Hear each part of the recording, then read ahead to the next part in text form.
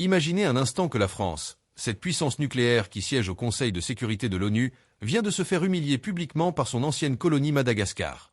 Imaginez que l'armée malgache vient de bloquer l'accès au graphite, ce minerai absolument indispensable pour toutes les voitures électriques, tous les smartphones, toute la transition énergétique européenne. Imaginez que l'ancien président soutenu par Paris s'est fait chasser du pouvoir et exfiltré honteusement par un avion militaire français. Tout cela vient de se produire et personne n'en parle. Aujourd'hui, je vais vous révéler comment Madagascar est en train de détruire les ambitions françaises en Afrique et pourquoi cette humiliation géopolitique va changer l'équilibre mondial du pouvoir.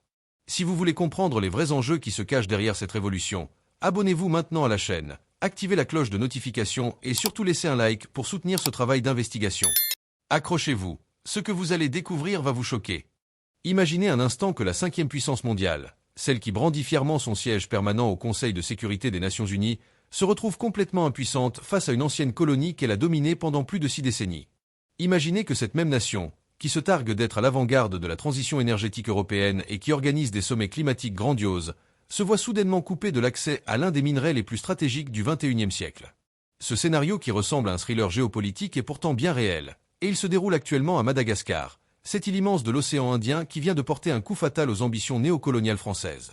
L'armée malgache, dans un geste sans précédent depuis les indépendances africaines, a repris le contrôle total des gisements de graphite, ce matériau indispensable sans lequel aucune voiture électrique ne peut fonctionner, aucun smartphone ne peut exister, aucune transition énergétique ne peut se concrétiser.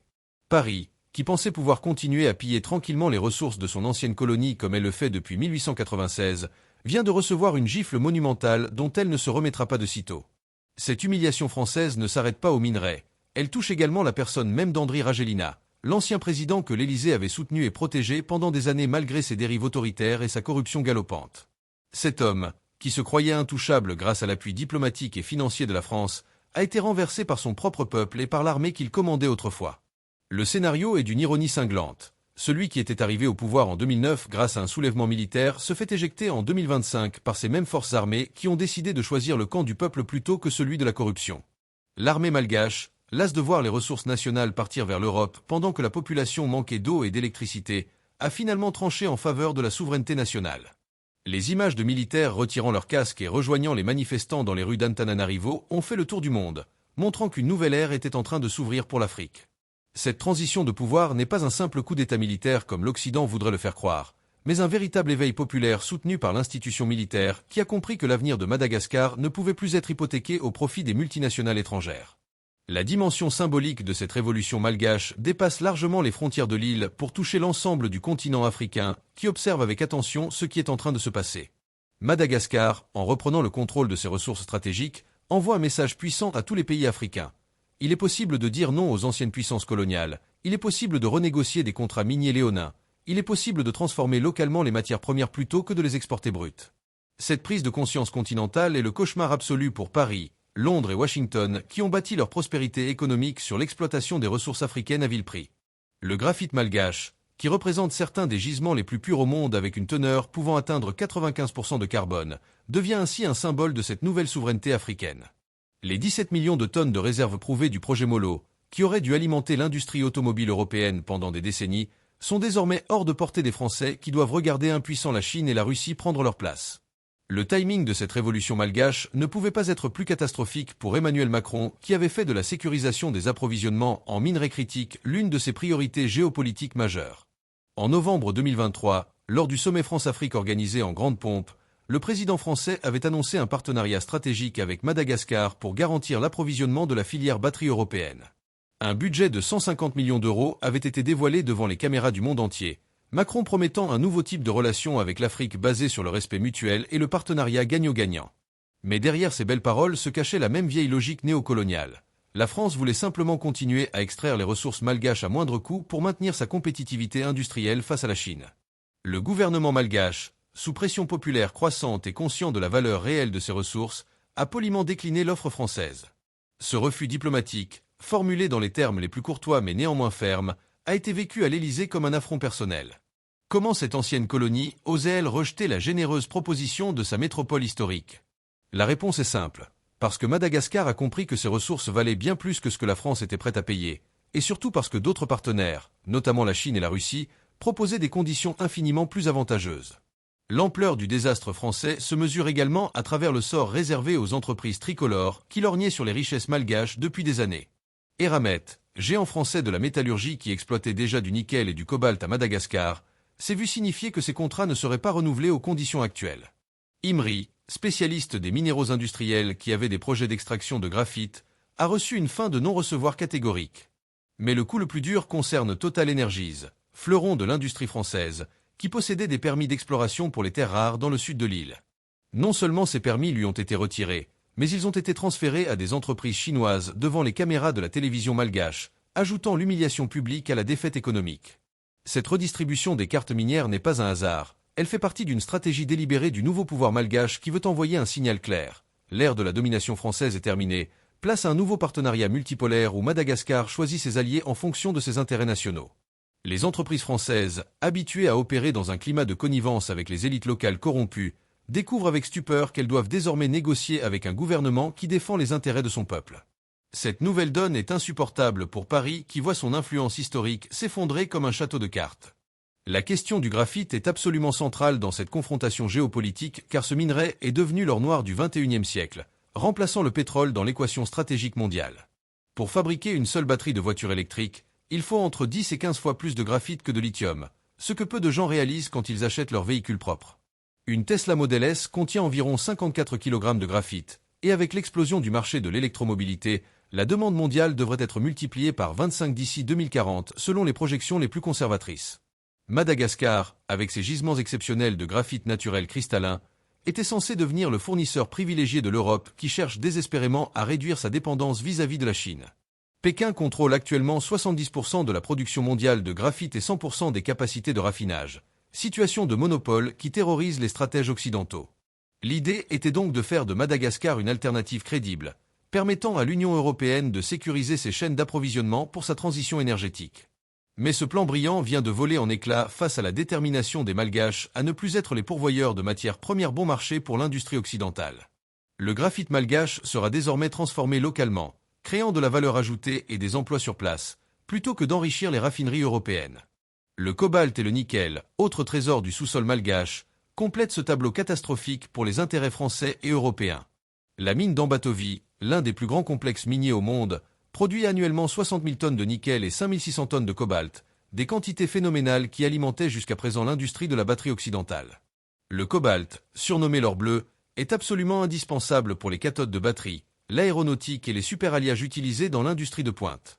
Madagascar possède les troisièmes plus grandes réserves mondiales de cobalt après la République démocratique du Congo et l'Australie, une position stratégique que le nouveau pouvoir compte bien exploiter à son avantage.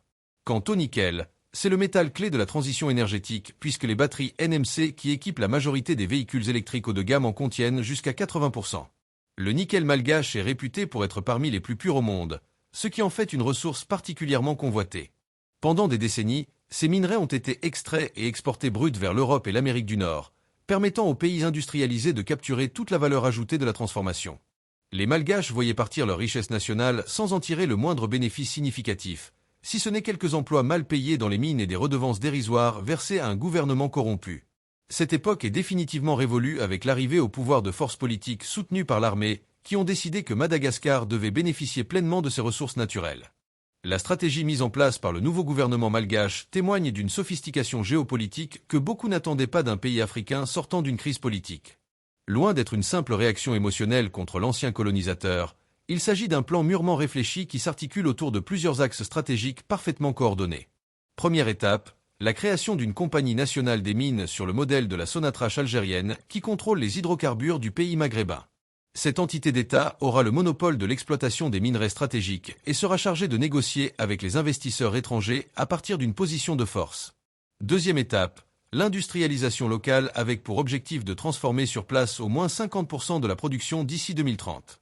Des usines de raffinage de graphite, de transformation de cobalt et de production de précurseurs de batteries sont actuellement en phase de planification avec l'aide d'experts chinois et russes. Troisième étape, la montée en gamme dans la chaîne de valeur des batteries. Car pourquoi se contenter d'exporter du graphite brut à 1 000 $ la tonne quand le graphite sphérique purifié se vend à 20 000 $ la tonne sur le marché international? Cette vision stratégique qui vise à capturer le maximum de valeur ajoutée est exactement ce que redoutent les Occidentaux qui préfèrent maintenir l'Afrique dans son rôle de simple pourvoyeur de matières premières. Le nouveau pouvoir malgache a parfaitement compris cette dynamique et refuse catégoriquement d'y souscrire. L'aspect le plus inquiétant pour Paris dans toute cette affaire est que Madagascar n'est pas un cas isolé, mais le symptôme d'un réveil continental qui gagne l'ensemble de l'Afrique. Le Zimbabwe vient d'interdire l'exportation de lithium brut, exigeant que le minerai soit transformé localement avant toute exportation. La Namibie révise tous ses contrats uranifères avec les compagnies occidentales en exigeant des conditions beaucoup plus favorables. Le Mali et le Burkina Faso, désormais dirigés par des militaires nationalistes, ont repris le contrôle de leurs mines d'or qui enrichissaient auparavant les multinationales françaises et canadiennes. La Guinée renégocie l'exploitation de sa bauxite avec les Chinois, qui proposent de construire des raffineries d'alumine sur place. Le Botswana veut transformer ses diamants localement plutôt que de les exporter bruts vers en verre. Cette lame de fond qui traverse le continent est le cauchemar absolu des chancelleries occidentales qui voient leur modèle économique s'effondrer. Les pays africains ont finalement compris qu'ils détiennent les clés de l'économie du futur et qu'il serait suicidaire de continuer à enrichir les autres avec leurs propres ressources. Le modèle néocolonial où l'Afrique exportait ses matières premières pour les racheter transformées à prix d'or est en train de voler en éclats, et Madagascar montre la voie à suivre pour tous les pays du continent. Cette dynamique est renforcée par la rivalité entre grandes puissances, avec la Chine, la Russie, l'Inde et la Turquie qui courtisent activement les pays africains en leur proposant des partenariats beaucoup plus équitables que ceux offerts par l'Occident.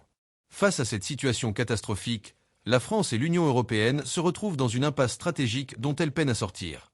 Les sanctions économiques contre Madagascar seraient contre-productives puisqu'elles viseraient un pays qui détient précisément les ressources dont l'Europe a désespérément besoin pour sa transition énergétique. L'option militaire, qui aurait été envisageable à l'époque coloniale, est désormais totalement exclue car Madagascar bénéficie du soutien explicite de la Chine et de la Russie, sans compter que l'Union africaine ferait bloc contre toute intervention occidentale. La négociation reste donc la seule voie possible, mais les Malgaches ont le rapport de force clairement en leur faveur et peuvent se permettre d'attendre et de faire monter les enchères. Chaque jour qui passe renforce leur position car la demande mondiale de graphite, cobalt et nickel ne cesse d'augmenter tandis que l'offre reste limitée. Le colonel qui a osé défier Andry Rajoelina et mettre fin à son règne corrompu incarne parfaitement la tragédie du pouvoir en Afrique et la capacité des peuples à se révolter contre l'oppression. Cet officier du CAPSAT, l'unité d'élite de l'armée malgache comparable aux forces spéciales occidentales, avait pourtant été un fidèle soutien du président au début de son mandat, croyant sincèrement que Rajoelina allait transformer Madagascar et améliorer les conditions de vie de la population. Mais au fil des années, il a vu le régime sombrer dans une corruption systémique où chaque ministre, chaque haut fonctionnaire, chaque dirigeant se servait allègrement dans les caisses de l'État. Les contrats miniers étaient signés dans l'opacité la plus totale, avec des commissions occultes versées sur des comptes offshore, pendant que le peuple malgache manquait d'eau potable et d'électricité. Cette situation scandaleuse a progressivement transformé ce militaire patriote en opposant déterminé, au point qu'en novembre 2023, il a été accusé d'avoir incité l'armée à se mutiner contre le pouvoir. Son arrestation, son inculpation express et son emprisonnement le jour même témoignaient de la nervosité d'un régime qui sentait le sol se dérober sous ses pieds. Libéré en février 2024 après une condamnation avec sursis pour atteinte à la sécurité de l'État, il avait finalement retrouvé son rang au sein du CAPSAT, mais sa détermination à renverser un système injuste n'avait fait que se renforcer durant son incarcération.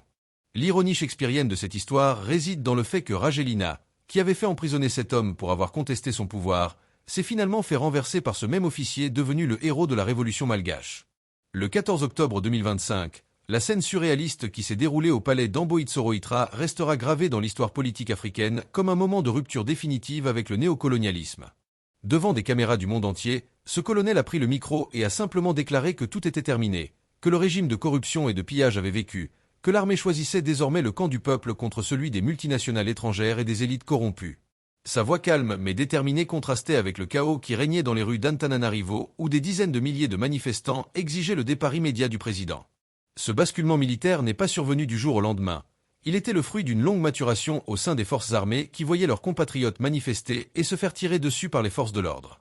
Selon les chiffres de l'ONU, au moins 22 personnes ont été tuées et une centaine blessées lors des manifestations lancées par le collectif de jeunes de la génération Z malgache. Face à cette répression sanglante, l'armée devait faire un choix existentiel. Continuer à protéger un régime qui tuait son propre peuple ou rejoindre le camp de la justice et de la souveraineté nationale. La corruption du régime Rajoelina avait atteint des proportions tellement obscènes qu'elle finissait par révolter même ceux qui en bénéficiaient initialement. Le système mis en place ressemblait à une véritable mafia d'État où chaque fonction publique avait son prix, où chaque autorisation administrative se monnayait, où chaque contrat public donnait lieu à des pots de vin systématiques. Les revenus miniers qui auraient dû servir à construire des hôpitaux, des écoles et des infrastructures disparaissaient dans des comptes bancaires suisses et du Mayotte. Les multinationales occidentales, notamment françaises et canadiennes, étaient parfaitement au courant de cette corruption généralisée, mais en profitaient largement puisqu'elle leur permettait d'obtenir des contrats miniers à des conditions scandaleusement avantageuses. Un simple pot de vin de quelques millions de dollars aux bonnes personnes permettait de sécuriser l'accès à des gisements valant des milliards. Cette complicité entre élites locales corrompues et entreprises étrangères prédatrices est le cœur du système néocolonial qui maintient l'Afrique dans la pauvreté malgré ses immenses richesses naturelles. Les militaires malgaches, issus pour la plupart de milieux populaires et restés proches de leur communauté d'origine, voyaient quotidiennement les conséquences dramatiques de ce pillage organisé. Leurs propres familles manquaient d'eau courante, d'électricité fiable, de soins médicaux décents, pendant que les ministres construisaient des villas somptueuses et envoyaient leurs enfants étudier dans les universités européennes. Cette injustice criante a finalement poussé les forces armées à rompre avec le régime et à prendre le parti du peuple.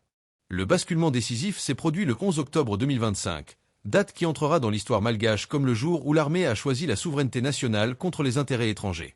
Ce jour-là, face à une nouvelle manifestation massive dans le centre d'Antananarivo, les soldats ont reçu l'ordre de tirer sur la foule pour disperser les manifestants. Mais au lieu d'obéir à cet ordre criminel, ils ont posé leurs armes, retiré leurs casques et rejoint les protestataires dans un mouvement de fraternisation absolument inédit dans l'histoire récente du continent africain. Les images de ces militaires enlaçant les manifestants, pleurant avec eux, scandant les mêmes slogans réclamant la justice et la dignité, ont fait le tour du monde et démontré qu'une armée peut choisir de servir son peuple plutôt que de protéger des dirigeants corrompus. Cette fraternisation massive entre forces armées et population civile a sonné le glas du régime Rajoelina, qui se retrouvait soudainement sans aucun appui pour maintenir son pouvoir. Même la garde présidentielle, censée être la dernière ligne de défense du chef de l'État, a refusé de tirer sur ses compatriotes. Ce moment historique prouve que les peuples africains ne sont pas condamnés à subir éternellement des dictatures soutenues par l'Occident, qu'il existe une possibilité de changement pacifique lorsque l'armée se range du côté du peuple. Les officiers malgaches ont compris que leur honneur militaire consistait à protéger la nation et ses citoyens, pas à maintenir au pouvoir des dirigeants qui bradaient les ressources nationales aux multinationales étrangères. La fuite pathétique d'Andry Rajoelina, exfiltré par un avion militaire français selon plusieurs sources concordantes dont la radio RFI, constitue la preuve ultime de la complicité française dans le maintien au pouvoir de dirigeants africains corrompus. Alors que son peuple réclamait sa démission et que l'armée avait rejoint le mouvement populaire, Rajoelina a bénéficié de l'aide de l'ancienne puissance coloniale pour échapper à la justice de son pays. Cette évacuation organisée par Paris en dit long sur les véritables intérêts français à Madagascar, protéger un homme qui avait facilité le pillage des ressources malgaches par les entreprises tricolores. L'ironie de l'histoire veut que Rajoelina était arrivé au pouvoir une première fois en 2009 grâce à un soulèvement populaire soutenu par l'armée, se présentant alors comme le champion de la jeunesse malgache contre un pouvoir vieillissant et corrompu. 16 ans plus tard, ce même homme se faisait chasser du pouvoir exactement de la même manière, démontrant qu'il était devenu ce qu'il prétendait combattre. Cette trajectoire tragique illustre parfaitement comment le pouvoir corrompt ceux qui l'exercent, surtout lorsqu'ils sont entourés de conseillers occidentaux qui les encouragent à brader les ressources nationales. Le karma géopolitique a frappé avec une précision chirurgicale. Celui qui était arrivé par les militaires repartait chassé par ces mêmes militaires. Celui qui promettait la transparence finissait dans la corruption la plus totale. Celui qui dénonçait la mainmise française sur Madagascar en devenait le plus fidèle serviteur. Le vote de destitution à l'Assemblée nationale a apporté la confirmation légale de ce renversement populaire et militaire, donnant une légitimité démocratique à la transition en cours. Sur 163 députés, 130 ont voté en faveur de la destitution du président, soit largement plus que la majorité des 2 tiers requises par la constitution malgache. Ce vote écrasant signifie que même les élus du parti présidentiel ont lâché Rajoelina, comprenant qu'il était politiquement suicidaire de continuer à le soutenir face à un mouvement populaire d'une telle ampleur. Les parlementaires qui avaient été élus grâce au financement du régime, qui avaient bénéficié de la corruption systémique, ont finalement choisi de sauver leur peau politique en votant la destitution. Cette trahison massive témoigne de l'isolement total dans lequel se trouvait le président déchu à la fin de son règne. Quand on ne sert que ses propres intérêts et ceux des multinationales étrangères, quand on perd tout contact avec la réalité du peuple, on finit invariablement abandonné par tous. Les députés malgaches ont compris que l'avenir politique du pays se jouait dans les rues avec la génération aide mobilisée, pas dans les salons feutrés où se négociaient autrefois les compromis politiques. Leur vote de destitution était donc autant un acte de survie politique qu'une prise de conscience tardive que le système de prédation mis en place devait cesser immédiatement. Les revendications du mouvement populaire malgache révèlent les priorités réelles d'une population qui a été négligée pendant des décennies par des gouvernements successifs uniquement préoccupés d'enrichir une petite élite et de satisfaire les multinationales étrangères. Contrairement aux révolutions politiques classiques qui se focalisent sur le changement de personne au sommet de l'État, le soulèvement malgache porte sur des questions fondamentales de justice sociale et de souveraineté économique.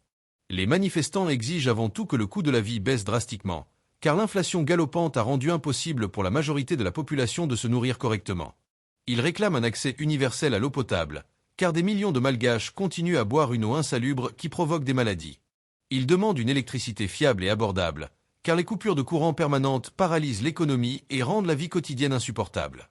Ils insistent sur la libération immédiate de tous les prisonniers politiques emprisonnés par le régime Rajoelina pour avoir osé critiquer la corruption.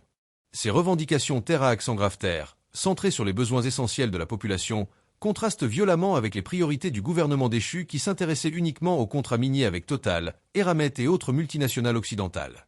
Le message populaire est clair. Nous voulons bénéficier de nos propres ressources naturelles au lieu de les voir partir enrichir les actionnaires parisiens et torontois. La prise de contrôle militaire des sites miniers stratégiques constitue l'acte le plus significatif de cette révolution malgache et marque un tournant historique dans les relations entre l'Afrique et l'Occident. Dès le lendemain de la chute de Rajoelina, les forces armées malgaches ont déployé des unités autour de tous les gisements de graphite, cobalt, nickel et terres rares, officiellement pour sécuriser ces installations contre d'éventuels pillages. Mais le message réel envoyé aux multinationales occidentales était limpide. L'époque où vous pouviez extraire librement les ressources malgaches est définitivement terminée. Désormais, c'est l'État malgache qui contrôle et qui décide. Les entreprises françaises et canadiennes présentes sur place ont été sommées de cesser immédiatement toute activité en attendant la renégociation complète de leurs contrats. Les cadres expatriés ont été priés de quitter les sites miniers sous escorte militaire, scène humiliante qui a été diffusée sur toutes les chaînes de télévision nationales. Cette reprise en main musclée des ressources nationales envoie un signal extrêmement fort à tous les pays africains qui subissent le même pillage. Il est possible de dire non aux multinationales. Il est possible de reprendre le contrôle de son sous-sol. Il est possible de transformer localement ces minerais au lieu de les exporter bruts. Le déploiement de l'armée autour des mines n'est pas un acte d'agression mais un acte de souveraineté. Une affirmation que Madagascar appartient aux Malgaches et que ses ressources doivent bénéficier prioritairement à la population locale plutôt qu'aux actionnaires occidentaux. L'ouverture immédiate vers de nouveaux partenaires non occidentaux, notamment la Chine et la Russie, démontre que la révolution malgache ne vise pas l'autarcie économique mais la diversification stratégique des alliances. Dans les jours qui ont suivi la chute de Rajoelina, des délégations chinoises et russes sont arrivées à Antananarivo pour proposer leur coopération au nouveau gouvernement de transition. Pékin a offert de financer la construction d'une usine complète de transformation de graphite dans la région de Toamasina, permettant à Madagascar de capturer toute la valeur ajoutée de ce minerai stratégique au lieu de l'exporter brut vers l'Europe. Moscou a proposé son expertise métallurgique pour le raffinage du cobalt et du nickel, technologie que les Russes maîtrisent parfaitement grâce à leur longue expérience dans le secteur minier. L'Inde s'est positionnée comme débouché commercial majeur pour les produits transformés malgaches, son immense marché intérieur offrant des perspectives infiniment supérieures à celles du marché européen. Les Émirats arabes unis ont proposé des financements massifs pour moderniser les infrastructures portuaires et routières nécessaires au développement minier. Ce nouveau partenariat multipolaire, où Madagascar peut choisir ses alliés en fonction de ses intérêts nationaux plutôt que de subir la tutelle d'une ancienne puissance coloniale, représente exactement ce que redoute l'Occident. La France se retrouve marginalisée dans un pays qu'elle considérait comme sa chasse gardée, remplacée par des puissances qui proposent des conditions de coopération infiniment plus avantageuses pour Madagascar. Cette dynamique de réappropriation des ressources naturelles par les peuples africains, dont Madagascar devient le symbole éclatant, s'inscrit dans un mouvement continental qui gagne chaque jour en ampleur et en détermination. La méconnaissance généralisée du rôle absolument central du graphite dans l'économie moderne explique pourquoi la perte du contrôle des gisements malgaches constitue une catastrophe stratégique majeure pour l'Occident que peu de commentateurs ont réellement comprise. Quand on parle de transition énergétique et de véhicules électriques, l'attention médiatique se concentre généralement sur le lithium, présenté comme l'or blanc indispensable à cette révolution technologique. Pourtant, la réalité industrielle est que le graphite est infiniment plus important quantitativement que le lithium dans la fabrication des batteries, avec un ratio qui oscille entre 10 et 15 fois plus de graphite que de lithium pour une batterie lithium-ion standard. Une seule Tesla Model S nécessite environ 54 kg de graphite pour ses anodes, contre seulement quelques kilogrammes de lithium pour ses cathodes. Cette disproportion massive signifie que toute pénurie de graphite bloquerait instantanément la production de véhicules électriques, peu importe la disponibilité du lithium. Or, Madagascar possède certains des gisements de graphite naturels les plus exceptionnels de la planète, avec une pureté pouvant atteindre 95% de carbone, qualité supérieure qui ne nécessite qu'un raffinage minimal pour être utilisé dans les batteries.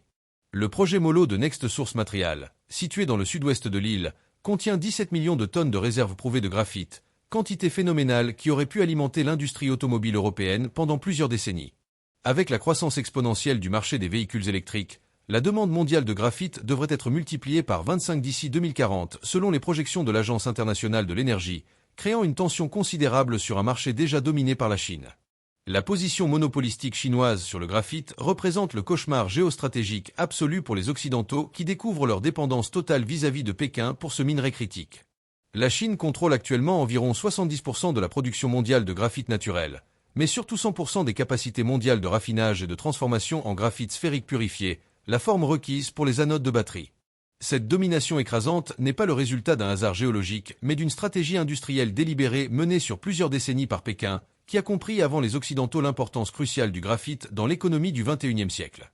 Pendant que l'Europe et l'Amérique délocalisaient joyeusement leurs industries polluantes, la Chine construisait méthodiquement son monopole sur les minerais critiques et leurs chaînes de transformation. Résultat, même si les pays occidentaux réussissent à extraire du graphite brut de leurs propres gisements ou de ceux de pays alliés, ils doivent obligatoirement l'envoyer en Chine pour le raffinage car ils ne possèdent aucune installation capable de le transformer en graphite sphérique de qualité batterie. Cette dépendance technologique totale place Pékin en position de vie ou de mort sur l'industrie automobile occidentale, avec la capacité de couper l'approvisionnement en graphite raffiné à tout moment pour des raisons géopolitiques. C'est précisément pour échapper à ce piège stratégique que l'Union européenne avait identifié Madagascar comme partenaire prioritaire pour diversifier ses sources d'approvisionnement en graphite, en espérant pouvoir construire sur l'île des capacités de raffinage indépendantes de la Chine. Mais la révolution malgache vient d'anéantir complètement ce plan, car le nouveau gouvernement a immédiatement proposé à Pékin de financer ces mêmes usines de raffinage, renforçant paradoxalement encore davantage la position chinoise. Les implications industrielles de la perte d'accès au graphite malgache se font déjà sentir dans toute la chaîne de valeur européenne des batteries et véhicules électriques. Les constructeurs automobiles du continent, qui ont investi des centaines de milliards d'euros dans la conversion électrique de leur gamme, se retrouvent soudainement face à un mur concernant la sécurisation de leurs approvisionnements en composants critiques. Volkswagen, qui vise à produire 1 million de véhicules électriques par an d'ici 2025, a vu ses projets d'approvisionnement en graphite complètement bouleversés par la crise malgache. Stellantis, le géant franco-italo-américain né de la fusion entre PSA et Fiat Chrysler, comptait sur le graphite malgache pour alimenter ses gigafactories de batteries européennes. Renault, qui avait signé des accords préliminaires avec des compagnies minières présentes à Madagascar, doit désormais repartir de zéro dans sa stratégie d'approvisionnement. BMW et Mercedes, qui positionnent leurs véhicules électriques sur le segment premium avec des batteries à haute densité énergétique nécessitant du graphite de qualité supérieure, voient leur plan industriel menacé. Cette crise d'approvisionnement ne concerne pas seulement l'industrie automobile, mais s'étend à l'ensemble du secteur électronique européen qui utilise du graphite dans une multitude d'applications. Les fabricants de smartphones, ordinateurs portables, tablettes et autres appareils électroniques grand public dépendent tous du graphite pour leurs batteries lithium-ion. Les producteurs d'équipements pour énergie renouvelable, notamment les systèmes de stockage d'énergie stationnaire qui accompagnent les installations solaires et éoliennes, nécessitent d'immenses quantités de graphite. L'industrie aérospatiale utilise du graphite dans les composites structurels et les systèmes électriques de bord. Tous ces secteurs industriels, qui représentent des centaines de milliards d'euros de chiffre d'affaires et des millions d'emplois en Europe, se trouvent désormais en situation de vulnérabilité extrême face à un marché du graphite dominé par la Chine et où Madagascar vient de basculer hors de la sphère d'influence occidentale. Le cobalt malgache, souvent surnommé l'or bleu du XXIe siècle, constitue un enjeu géostratégique tout aussi critique que le graphite dans la bataille technologique mondiale.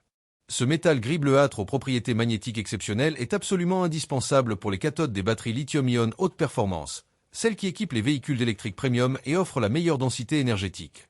Contrairement au graphite qui sert pour les anodes, le cobalt stabilise la structure cristalline des cathodes et permet d'augmenter considérablement la capacité de stockage énergétique des batteries. Les batteries NMC de dernière génération, qui dominent le marché automobile haut de gamme, contiennent entre 5 et 8% de cobalt dans leur composition cathodique. Même les nouvelles chimies de batteries qui tentent de réduire la teneur en cobalt pour des raisons de coût et d'éthique ne peuvent pas l'éliminer complètement sans sacrifier significativement les performances. Madagascar possède les troisièmes plus importantes réserves mondiales de cobalt après la République démocratique du Congo et l'Australie, avec des gisements concentrés principalement dans la gigantesque mine d'Ambatovi qui produit annuellement 5600 tonnes de cobalt raffiné. L'humiliation que vient de subir la diplomatie française à Madagascar dépasse largement le simple cadre d'un revers économique dans un pays africain et révèle l'effondrement systémique de l'influence hexagonale sur un continent qu'elle pensait contrôler éternellement. Le sommet France-Afrique de novembre 2023, organisé en grande pompe par Emmanuel Macron qui se rêvait en refondateur des relations franco-africaines, apparaît rétrospectivement comme un moment de ridicule absolu où le président français promettait monts et merveilles à des dirigeants africains qui riaient sous cape de sa naïveté. Macron avait annoncé 150 millions d'euros d'investissement pour sécuriser l'approvisionnement français en minerais critiques malgaches, présentant cet accord comme le modèle du nouveau partenariat équilibré entre la France et l'Afrique. Les caméras avaient immortalisé la poignée de main entre Macron et Rajoelina, ce dernier arborant un sourire entendu qui laissait deviner qu'il savait déjà que cet accord ne verrait jamais le jour. Quelques mois plus tard, le gouvernement malgache déclinait poliment mais fermement la proposition française, lui préférant les offres chinoises et russes infiniment plus avantageuses. Cette gifle diplomatique administrée en direct au président d'une prétendue grande puissance mondiale a provoqué la consternation dans les couloirs du Quai d'Orsay où l'on comprend difficilement que l'époque de la France-Afrique soit définitivement révolue. Les diplomates français, formés dans l'idée que l'Afrique reste naturellement dans l'orbite parisienne grâce à des liens historiques et linguistiques, découvrent avec stupeur que la nouvelle génération de dirigeants africains se moque éperdument de ces considérations sentimentales et ne regarde que les chiffres et les contrats. Les entreprises françaises présentes à Madagascar depuis des décennies, qui pensaient pouvoir continuer éternellement leur business model colonial, se sont heurtées à un mur d'hostilité populaire et gouvernementale qui les a complètement prises au dépourvu.